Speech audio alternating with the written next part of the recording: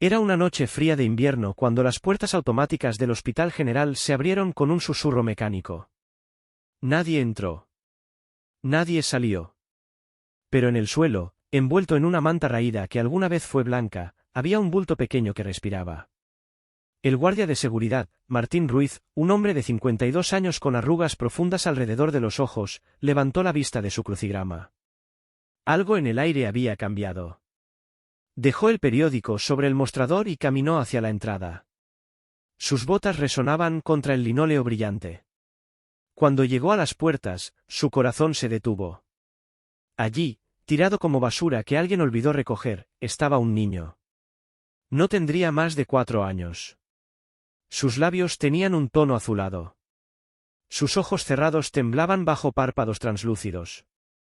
Martín se arrodilló, sus rodillas crujieron, y tocó la mejilla del pequeño. Estaba helada. Sin pensarlo 2 veces, lo levantó en brazos y corrió hacia urgencias gritando con una voz que no reconocía como suya. Los médicos aparecieron de inmediato. Manos expertas arrancaron la manta. Revisaron pulso, temperatura, respiración. Una enfermera trajo mantas térmicas. Otra preparó suero. El niño fue llevado a una camilla y desapareció detrás de cortinas blancas. Martín se quedó de pie en medio del pasillo, con las manos aún extendidas, sintiendo el peso fantasma de ese cuerpecito frágil. Nadie había dejado una nota. Nadie había dado un nombre. Nadie había mirado atrás. El niño era un misterio envuelto en abandono. Los primeros exámenes revelaron desnutrición severa, deshidratación y signos de negligencia prolongada. Pero algo más llamó la atención de la doctora Campos, una pediatra de mirada afilada que había visto demasiados casos así. En la muñeca izquierda del niño había una marca. No era un moretón. No era una cicatriz accidental. Era una quemadura pequeña, deliberada, en forma de estrella. La doctora frunció el ceño y tomó una foto con su teléfono. Martín no pudo dormir esa noche. Regresó a su puesto, pero sus ojos volvían una y otra vez hacia el pasillo de pediatría. ¿Quién abandona a un niño así? ¿Qué tipo de persona lo deja morir en la entrada de un hospital como si fuera un paquete no deseado? Las preguntas lo perseguían. A las 3 de la mañana, cuando el hospital estaba en silencio y solo se escuchaban los pitidos de las máquinas, Martín caminó hacia la habitación del niño. La puerta estaba entreabierta. Entró sin hacer ruido. El pequeño dormía conectado a un monitor. Su pecho subía y bajaba con suavidad. Martín se sentó en la silla junto a la cama y simplemente lo observó. Ese niño no tenía nombre. No tenía historia. No tenía a nadie. Pero Martín sintió algo que no sentía desde hacía años. Una conexión. Un propósito. Si tú también crees que ningún niño merece ser olvidado, deja tu like y quédate hasta el final. Lo que descubrió este guardia, cambiará todo. Al día siguiente, Martín llegó temprano a su turno. Trajo consigo una carpeta vieja llena de recortes de periódicos, fotos borrosas y reportes policiales que había coleccionado durante años. Era un hobby extraño, lo sabía. Casos sin resolver. Niños desaparecidos. Familias rotas. Algo en él siempre había querido ayudar, aunque fuera desde la distancia. Abrió la carpeta sobre el mostrador y comenzó a revisar. Buscaba algo, aunque no sabía exactamente qué. Sus dedos pasaban página tras página. Fotos de rostros infantiles mirándolo desde el papel amarillento. Entonces, lo vio. Un artículo de hace 3 años. El titular decía, heredero de fortuna desaparece tras muerte de sus padres. La foto mostraba a una pareja elegante, sonriendo en una gala benéfica. Y entre ellos, tomado de la mano, un niño pequeño de mejillas redondas y ojos enormes. Martín acercó el periódico a la luz. Su corazón comenzó a latir más rápido. Sacó su teléfono y buscó la foto que la doctora Campos le había enviado la noche anterior. La marca en forma de estrella. Amplió la imagen del periódico. En la muñeca del niño de la foto, apenas visible, había algo. Una pequeña mancha oscura. Martín corrió hacia pediatría. La doctora Campos estaba revisando el expediente del niño cuando Martín irrumpió en la sala de enfermeras. Tenía el periódico arrugado en una mano y su teléfono en la otra. Sus ojos brillaban con una mezcla de urgencia y esperanza. Ella levantó la vista, sorprendida. Martín, por favor, no puedes entrar así. Pero él no escuchaba. Puso el periódico sobre el escritorio y señaló la foto con un dedo tembloroso. Doctora, mire esto. Mire esta foto. Ella se inclinó sobre el artículo, entrecerró los ojos y comenzó a leer en voz baja. Los Santoval. Una familia de empresarios. Murieron en un accidente automovilístico hace 3 años. Su hijo, Mateo Santoval, de apenas 2 años en ese entonces, desapareció sin dejar rastro. Se presumió secuestrado. Nunca se encontró evidencia. El caso se cerró. Martín golpeó el papel con el dedo. Ese niño tiene una marca aquí, en la muñeca. ¿Ve? Una estrella. Exactamente como la que tiene el niño que encontré anoche. La doctora Campos sintió un escalofrío recorrer su espalda. Tomó el periódico con ambas manos y estudió la foto con detenimiento. Luego miró a Martín. Esto podría ser una coincidencia. Martín negó con la cabeza. O podría ser él. El heredero perdido. La doctora Campos llamó de inmediato a la policía. 2 horas después, un detective de traje gris y corbata desgastada llegó al hospital. Se presentó como el inspector Vargas. Escuchó la teoría de Martín en silencio, con los brazos cruzados y el rostro impasible. Cuando terminó, Vargas suspiró. Ese caso se cerró hace 2 años. No había pistas. No había cuerpo. La familia extendida se repartió la herencia. Si ese niño fuera Mateo Santoval, habría aparecido antes. Pero Martín no se rindió. Inspector, solo le pido que compare registros. Huellas dactilares. ADN. Algo. Ese niño no apareció aquí por casualidad. Alguien lo dejó. Alguien que sabía quién era. Vargas miró al guardia con una mezcla de cansancio y curiosidad. Finalmente, asintió. Haré algunas llamadas. Pero no se haga ilusiones. La mayoría de estas historias no tienen final feliz. 3 días pasaron. El niño comenzó a recuperarse. Abrió los ojos. Bebió caldo. Incluso intentó sonreír cuando una enfermera le trajo un osito de peluche. Pero no hablaba. No decía su nombre. No recordaba nada, o no quería recordar. Martín lo visitaba cada noche después de su turno. Le llevaba libros con dibujos, aunque el niño apenas los miraba. Se sentaba junto a su cama y le hablaba en voz baja. Le contaba historias inventadas sobre dragones valientes y castillos lejanos. Historias donde los niños perdidos siempre encontraban el camino a casa. Una noche, mientras Martín leía en voz alta, el niño extendió su mano pequeña y tocó la manga del uniforme del guardia. Martín dejó de leer. El niño lo miraba con esos ojos inmensos, oscuros como pozos profundos. Y por primera vez, habló. ¿Tú, me vas a dejar también? La voz era apenas un susurro. Rota. Llena de miedo. Martín sintió que algo se quebraba dentro de su pecho. Se arrodilló junto a la cama y tomó la mano del niño entre las suyas. No, pequeño. No te voy a dejar. Te lo prometo. El niño cerró los ojos y una lágrima rodó por su mejilla. Martín la limpió con el pulgar. Entonces sonó su teléfono. Era el inspector Vargas. Martín salió al pasillo y contestó. La voz del detective sonaba diferente. Más seria. Más urgente. Martín, necesito que vengas a la estación. Ahora. Tenemos los resultados del ADN. Y hay algo que necesitas saber. Martín sintió que el suelo se movía bajo sus pies. ¿Es él? ¿Es Mateo Santoval? Hubo una pausa larga. Demasiado larga. Sí. Es él. Pero eso no es todo. Martín, ese niño no solo fue abandonado. Fue escondido. Y la persona que lo hizo, sigue viva. Martín llegó a la estación de policía con el corazón golpeándole las costillas.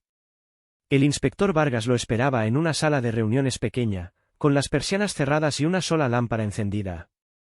Sobre la mesa había carpetas, fotos y documentos legales. Vargas señaló una silla. Siéntate. Esto va a ser difícil de escuchar. Martín se sentó. Sus manos temblaban. El inspector abrió una de las carpetas y sacó una fotografía. Era la imagen de una mujer de unos 40 años, cabello oscuro, ojos fríos. Martín la observó sin comprender. ¿Quién es? Vargas se recostó en su silla. Ella es Estela Santoval. Hermana de la madre de Mateo. La tía del niño. Martín frunció el ceño. ¿Y qué tiene que ver ella con esto? Vargas deslizó otro documento hacia él. Todo. Después de la muerte de los padres de Mateo, la custodia legal debía pasar a la abuela paterna. Pero Estela impugnó el testamento.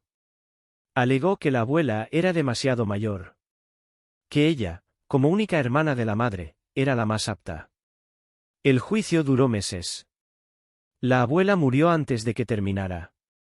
Estela ganó la custodia y el control total de la herencia. Martín sintió que la sangre se le helaba. Entonces, ¿dónde estaba Mateo todo este tiempo? Vargas apretó los labios. Esa es la pregunta. Según nuestros registros, Estela reportó al niño como desaparecido 2 semanas después de obtener la custodia. Dijo que lo había dejado con una niñera y que cuando regresó, ambos habían desaparecido. Se abrió una investigación. Nunca se encontró a la niñera. Nunca se encontró al niño. El caso se archivó. Estela heredó todo. Martín cerró los ojos. Su mente procesaba la información como piezas de un rompecabezas macabro. ¿Ella lo escondió? ¿Su propia tía? Vargas asintió lentamente. Eso es lo que creemos. Pero no podemos probarlo. Todavía. Lo que sí sabemos es que hace 3 días, alguien dejó una llamada anónima a la estación. Una voz de mujer. Dijo que un niño iba a aparecer en el Hospital General. Que merecía una segunda oportunidad. Y luego colgó. Martín abrió los ojos. ¿Creen que fue ella? ¿Que Estela lo dejó allí? No lo sé. Tal vez fue alguien más. Alguien que supo la verdad y no pudo seguir callando. Lo que sí sé es que Estela está nerviosa. Muy nerviosa. Ha contratado abogados. Está preparando su defensa. Pero aún no sabe que encontramos a Mateo. Martín se puso de pie. Tenemos que protegerlo. Si ella se entera. Vargas levantó una mano. Ya lo estamos haciendo. Hay 2 oficiales custodiando la habitación del niño las 24 horas. Nadie entra sin autorización. Pero necesitamos tu ayuda, Martín. Ese niño confía en ti. Va a necesitar estabilidad. Va a necesitar a alguien que lo haga sentir seguro. Martín asintió sin dudar. Haré lo que sea necesario. Esa misma noche, Martín regresó al hospital. Entró a la habitación de Mateo y encontró al niño despierto, mirando por la ventana. La luna llena iluminaba su rostro delgado. Martín se acercó despacio. Hola, campeón. Mateo volteó. Sus ojos brillaban. Hola. Martín se sentó en la silla de siempre. ¿Sabes? Creo que ya sé cómo te llamas. El niño lo miró con curiosidad. ¿Cómo? Martín sonrió. Te llamas Mateo. Mateo Santoval. Y eres muy, muy importante. El niño parpadeó. Luego, lentamente, asintió. Mi mamá me llamaba Mateo. Martín sintió un nudo en la garganta. Sí. Y ella te quería mucho. Mateo bajó la mirada. Ella ya no está. Lo sé, pequeño. Pero yo estoy aquí. Y no voy a dejarte. ¿Lo recuerdas? Te lo prometí. El niño levantó la vista, por primera vez en días, sonrió. Una sonrisa pequeña, frágil, pero real. Martín extendió su mano. Mateo la tomó. Y en ese momento, algo cambió. Ya no eran un guardia y un niño abandonado. Eran dos almas que se habían encontrado en medio del caos. Y juntos, iban a enfrentar lo que viniera. Los días siguientes fueron un torbellino. El caso de Mateo Santoval explotó en las noticias. Los titulares gritaban desde cada pantalla: heredero desaparecido encontrado vivo. Milagro en el Hospital General. Tía acusada de ocultamiento. Las cámaras se agolpaban en las puertas del hospital. Reporteros intentaban colarse a pediatría. Martín se convirtió, sin quererlo, en el rostro de la historia. Lo entrevistaron una docena de veces. Siempre respondía lo mismo. Solo hice lo que cualquiera habría hecho. Ese niño necesitaba ayuda. Y la encontró. Pero detrás de las cámaras y los flashes, la verdad era más oscura. El inspector Vargas había convocado a Estela Santoval para un interrogatorio. Ella llegó vestida de negro, con gafas de sol y un abogado caro a cada lado. Se sentó frente a Vargas con una sonrisa fría y controlada. No tengo nada que ocultar, inspector. Mi sobrino desapareció hace 3 años. Fue la peor tragedia de mi vida. Si realmente es él quien apareció, estoy aliviada. Vargas no le creyó ni por un segundo. Señora Santoval, tenemos registros telefónicos que la ubican cerca del hospital la noche en que Mateo fue abandonado. Tenemos testigos que la vieron en el área. Y tenemos una llamada anónima que alertó sobre su aparición. Una llamada hecha desde un teléfono desechable comprado a su nombre. Estela no parpadeó. Eso no prueba nada. Cualquiera pudo usar mi nombre. Su abogado intervino. Mi clienta ha cooperado plenamente con las autoridades. No hay evidencia que la vincule directamente con el abandono del menor. A menos que tengan algo concreto, esta conversación ha terminado. Vargas apretó los dientes. Pero sabía que el abogado tenía razón. Sin pruebas sólidas, no podían arrestarla. Todavía. Mientras tanto, Mateo seguía en el hospital. Los médicos querían mantenerlo en observación unos días más. Pero el verdadero problema era otro. ¿Qué pasaría con él después? La trabajadora social asignada al caso, una mujer llamada Patricia, se reunió con Martín una tarde. Tenía ojeras profundas y una carpeta llena de formularios. Martín, necesito hablar contigo sobre el futuro de Mateo. Él asintió. Dígame. Patricia suspiró. Legalmente, Estela Santoval sigue siendo su tutora.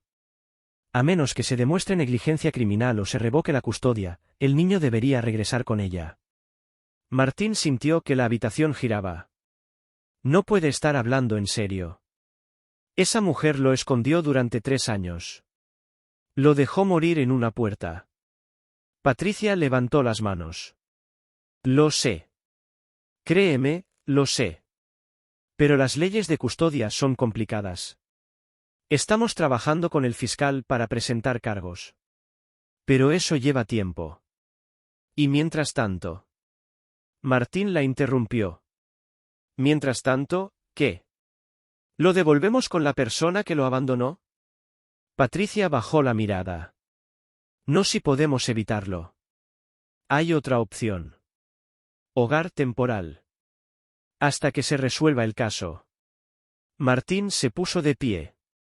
No. Ese niño ya perdió demasiado.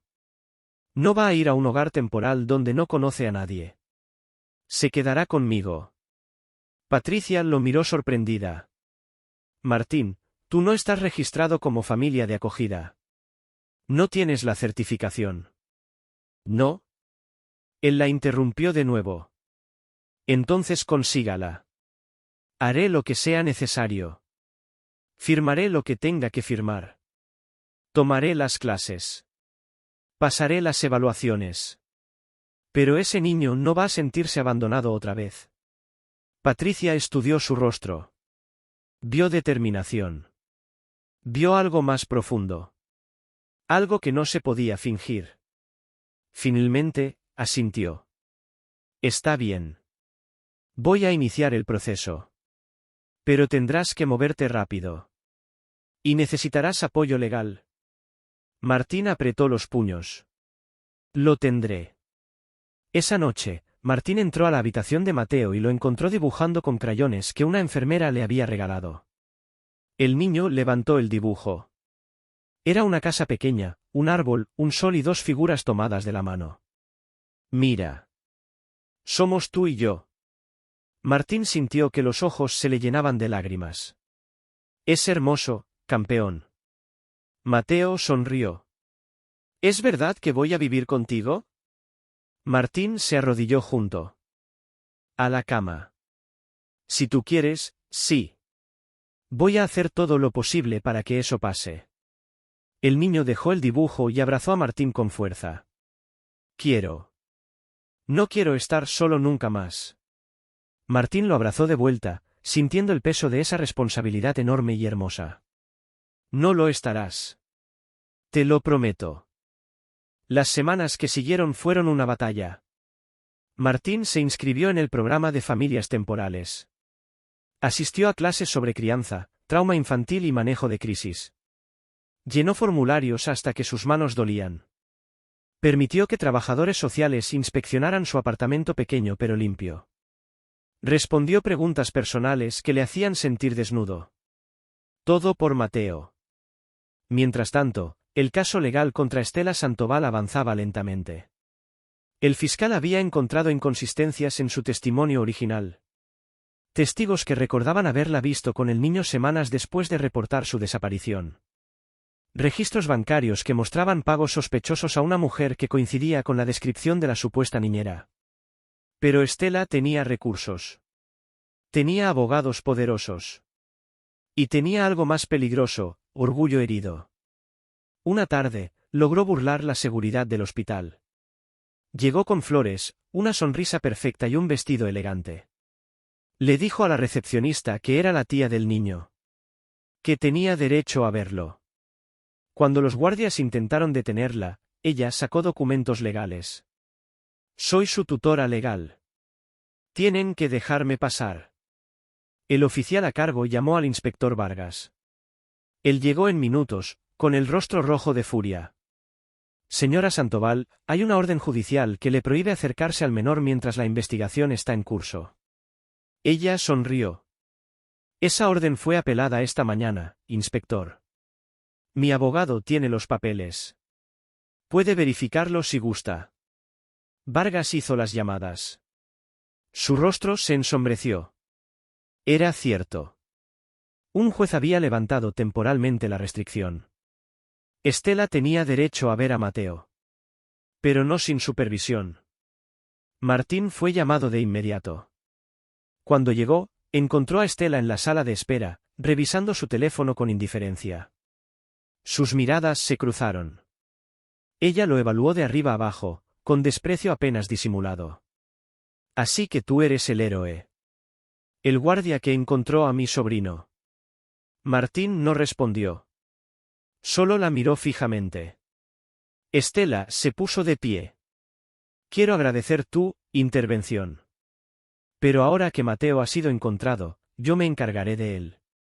Es mi familia. Mi responsabilidad. Martín dio un paso al frente. Usted no lo cuidó durante 3 años. Lo escondió. Lo dejó morir. Estela rió. Una risa fría, calculada. Cuidado con lo que dices, señor Ruiz. La difamación es un delito. Y yo tengo muy buenos abogados. Antes de que Martín pudiera responder, la puerta de la sala de espera se abrió. Era Patricia, la trabajadora social. Detrás de ella, un oficial. Señora Santoval, puede ver a Mateo durante 15 minutos. Con supervisión. Nada de contacto físico hasta que el juez lo autorice. Estela sonrió. Suficiente. La llevaron a la habitación de Mateo. Martín los siguió, con el corazón latiendo como tambor de guerra.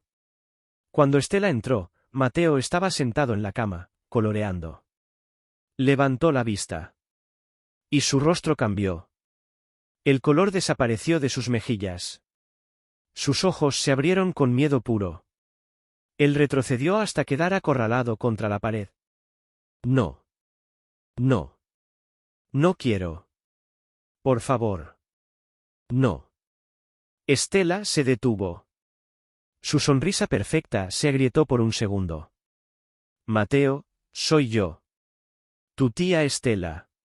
Vine a verte. El niño negó con la cabeza, temblando. Tú me dejaste. Me dijiste que me portaba mal. Que nadie me quería. Me dejaste en ese lugar oscuro. El silencio en la habitación era ensordecedor. Patricia tomó notas rápidamente. El oficial dio un paso adelante. Estela intentó recomponerse. Cariño, no sé de qué hablas. Yo te busqué. Estuve buscándote todo este tiempo. Pero Mateo gritó. ¿Mentirosa? Tú me encerraste. Tú dijiste que si hablaba, nadie me creería. Martín se movió instintivamente hacia la cama. Tomó a Mateo en brazos. El niño se aferró a él, sollozando. Estela palideció. Su máscara había caído. Patricia cerró su carpeta. Creo que esta visita ha terminado. Estela fue escoltada fuera de la habitación. Pero antes de irse, miró a Martín con ojos llenos de veneno. Esto no ha terminado. Martín la ignoró. Solo. Sostuvo a Mateo, meciéndolo suavemente, susurrándole que estaba a salvo. Que nadie lo lastimaría de nuevo. Y en ese momento, supo que haría lo que fuera necesario para proteger a ese niño. Aunque tuviera que enfrentar al mundo entero. El testimonio de Mateo cambió todo. Sus palabras, grabadas y documentadas por Patricia, se convirtieron en la pieza clave del caso. El fiscal presentó cargos formales contra Estela Sandoval, ocultamiento de menor, negligencia criminal y abuso psicológico. Los medios se volvieron locos. La historia ya no era solo sobre un niño encontrado. Era sobre traición familiar, codicia y crueldad. Estela fue arrestada una semana después. Las cámaras la capturaron saliendo de su mansión, esposada, con el rostro cubierto. Su imperio se derrumbó.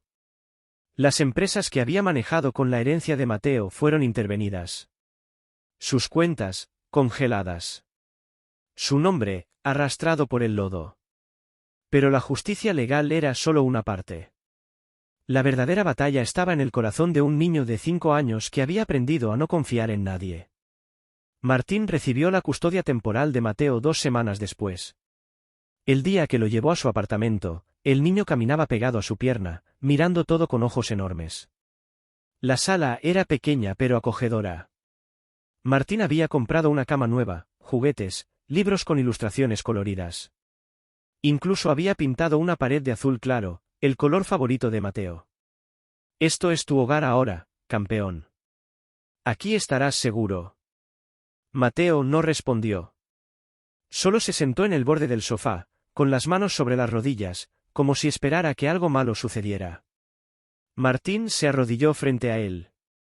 Sé que tienes miedo. Y está bien. Pero quiero que sepas algo. Aquí no tienes que ganarte nada. No tienes que portarte perfecto. No tienes que tener miedo de hacer preguntas. Este es tu lugar. Y yo voy a estar aquí siempre. Mateo lo miró con ojos vidriosos. Aunque haga algo malo. Aunque hagas algo malo. Martín sonrió. Aunque dejes caer el jugo. Aunque grites. Aunque tengas pesadillas. No importa qué pase, yo no me voy a ir. La primera noche fue difícil. Mateo se despertó gritando a las 2 de la mañana. Martín corrió a su habitación y lo encontró enredado en las sábanas, sudando, llorando.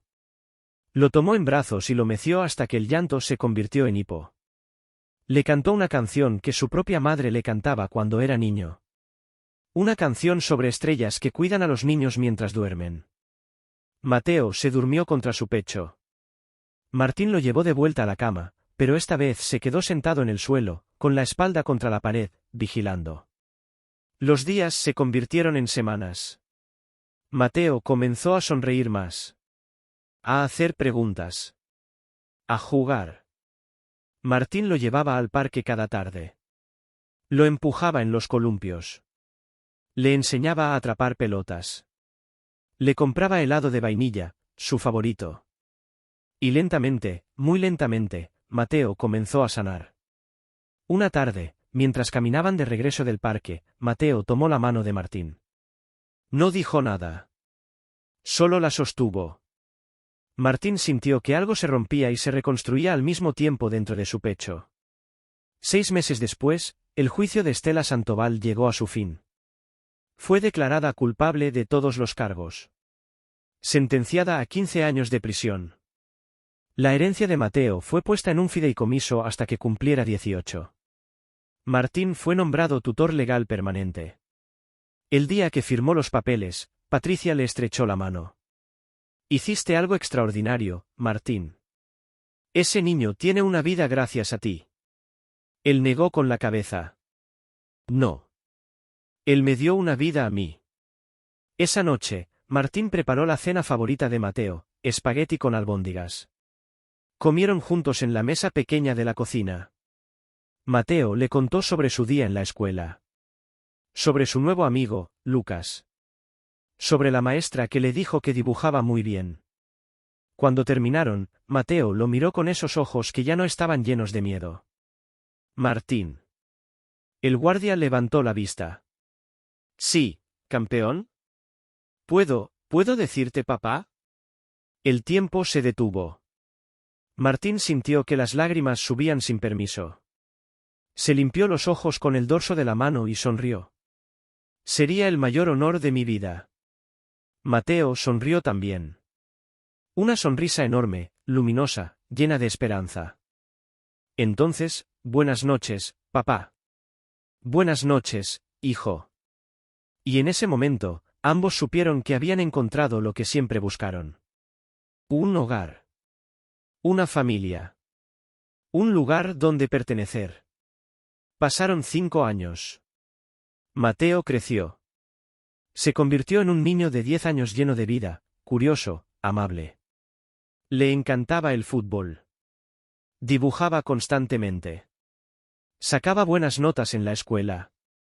Y cada noche, antes de dormir, le daba un abrazo a Martín y le decía, «Te quiero, papá». Martín seguía trabajando como guardia de seguridad en el Hospital General. Pero ahora, cuando miraba las puertas automáticas, no veía el lugar donde encontró un niño abandonado. Veía el lugar donde su vida había cambiado para siempre.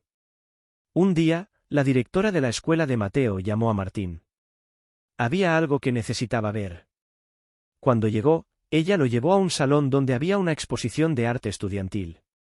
En el centro, enmarcado con cuidado, estaba un dibujo de Mateo. Era la imagen de un hombre con uniforme de guardia, arrodillado junto a un niño pequeño.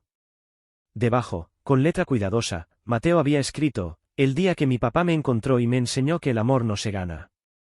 Se da». Martín sintió que las lágrimas rodaban por su rostro. No le importó que otros padres lo vieran. No le importó nada más que ese dibujo. Esa verdad dibujada con crayones. Esa noche, Mateo le preguntó si le había gustado su dibujo. Martín lo abrazó fuerte. Me encantó, hijo. Es lo más hermoso que he visto en mi vida. Mateo sonrió. Es que es verdad, papá. Tú me salvaste. Martín negó con la cabeza. No, Mateo. Tú me salvaste a mí.